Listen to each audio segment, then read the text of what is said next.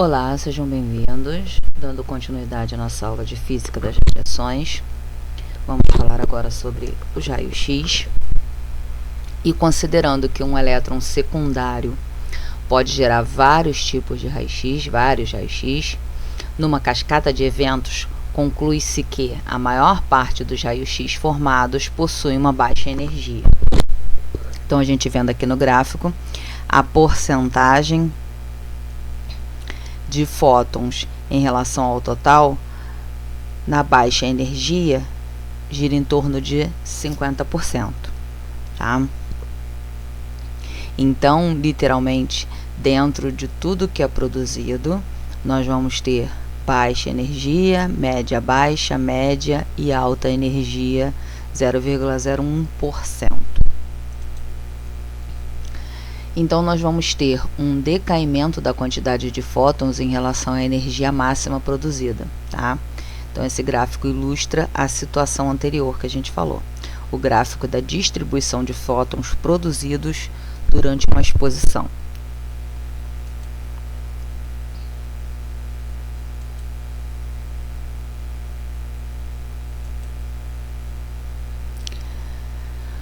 No gráfico de distribuição dos fótons produzidos, ele é modificado pela colimação e pelo filtro de alumínio. Então, nós vamos ter as curvas da filtração e da colimação.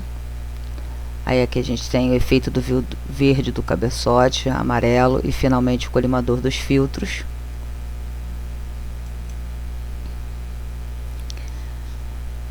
Se a gente considerar junto à radiação de freamento, a radiação característica, que possui um caráter aleatório e não contínuo.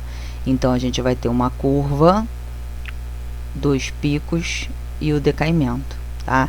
Então, começa da quantidade 0, aumenta a quantidade, começa a descer, tem um pico de produção e o 0 novamente.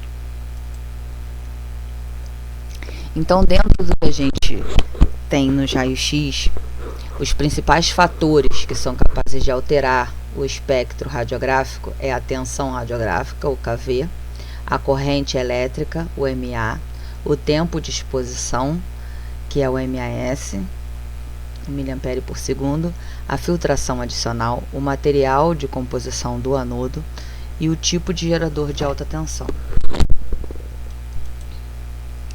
Então, tendo aqui essas duas curvas, quantidade de energia total de fótons aumentada pelo quadrado do fator de incremento do kV. O kV determina a penetrabilidade do feixe, contraste radiográfico. Então, dentro dessa representação do espectro, a gente tem o kV1 e o kV2, e a gente tem esse fator aqui. O total de fótons aumenta pelo quadrado do fator de incremento do kV, e o kV determina a penetrabilidade do feixe, que consequentemente determina o contraste radiográfico. Então, quando a gente vai administrar uma técnica radiográfica, a gente faz esse cálculo do kV a partir da espessura da estrutura que vai ser radiografada. Então, por exemplo, se eu vou fazer uma radiografia de abdômen, eu vou verificar a espessura do abdômen, e a partir daí, utilizando aquela fórmula da espessura vezes 2 mais a constante do aparelho, eu vou fazer o cálculo do kV, que vai ser utilizado para aquela região.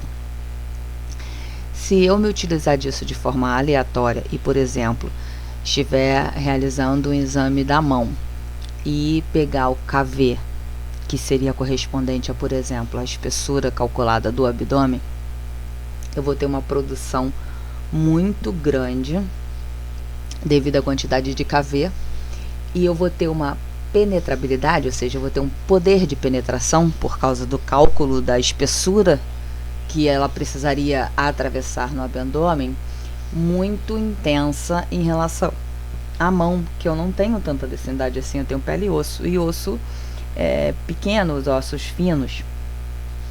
Então, essa quantidade de kV que eu vou usar para a mão, que na verdade seria correspondente ao abdômen, é uma quantidade muito alta. Então, consequentemente, eu vou ter uma maior penetrabilidade, e isso vai ter uma influência no contraste radiográfico, me gerando uma imagem muito penetrada, uma imagem muito escura. Então, dependendo da estrutura que eu estou radiografando, eu preciso medir a espessura dessa estrutura para poder saber qual é a técnica exata, ou seja, qual é a quantidade de kV exato que vai ser utilizado para aquela estrutura, para que eu não tenha uma quantidade muito alta de energia dos fótons e, consequentemente, tenham uma radiografia muito penetrada, que acaba estragando o diagnóstico final, porque a visualização perde os parâmetros e a gente perde a qualidade do exame. Então aqui o MAS é a corrente mais o tempo de exposição, é o tempo que eu vou determinar que vai ficar emitindo radiação, controla a quantidade dos fótons, mas não altera a energia deles, porque a energia é controlada pelo kV. A filtração diminui a quantidade de fótons com baixa energia, mas não altera aqueles de alta energia. Então, ele não tem influência sobre os fótons de alta energia, ele só vai filtrar os fótons com a baixa energia, que vão ser justamente os fótons que vão nos proporcionar prejuízo na imagem final, né? Que é a radiação espalhada, a radiação secundária. Então, o material do anodo, ele tem um número atômico, o Z, e afeta a quantidade e a energia dos fótons de um feixe de raio-x através da maior eficiência da radiação por freamento. Principalmente o tungstênio, é o elemento que a gente utiliza com maior constância no raio-x convencional, mas também o molibdênio e o ródio, que são utilizados em mamografia, receptores de elétrons. Então, o efeito dos geradores de alta tensão, quanto maior a sua eficiência, maior a quantidade de fótons e de energia gerada. Então, a gente tem a alta frequência, o trifásico e o monofásico.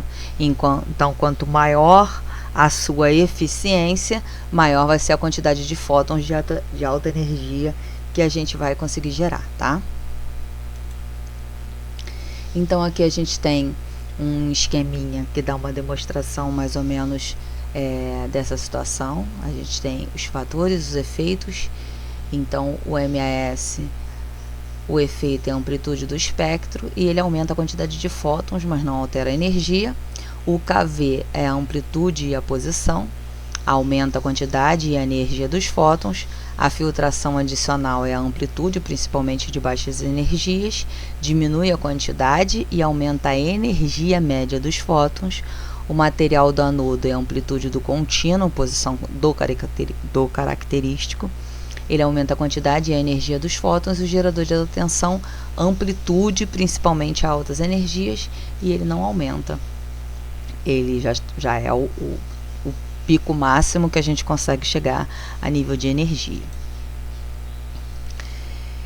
Então, a interação de um raio-x com a matéria é variável, havendo 3 fenômenos principais: o espalhamento coerente, o espalhamento Compton e o espalhamento fotoelétrico.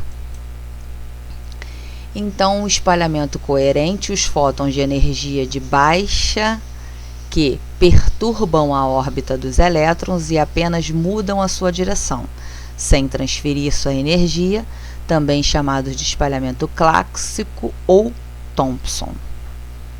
Então, eles perturbam a órbita dos elétrons e muda a direção do mesmo. Então, ele incide e muda a direção dos elétrons orbitais, tá?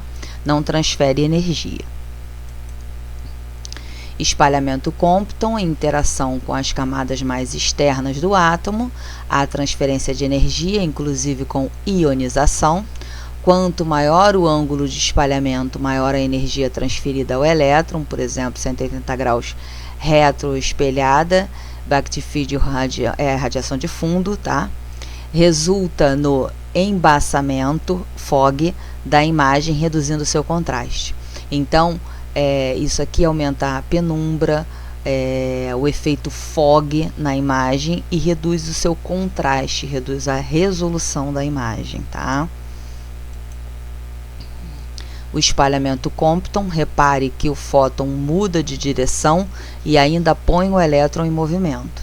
Então, ele muda de direção, o elétron incidente e ele muda o secundário de posição. Espalhamento Compton.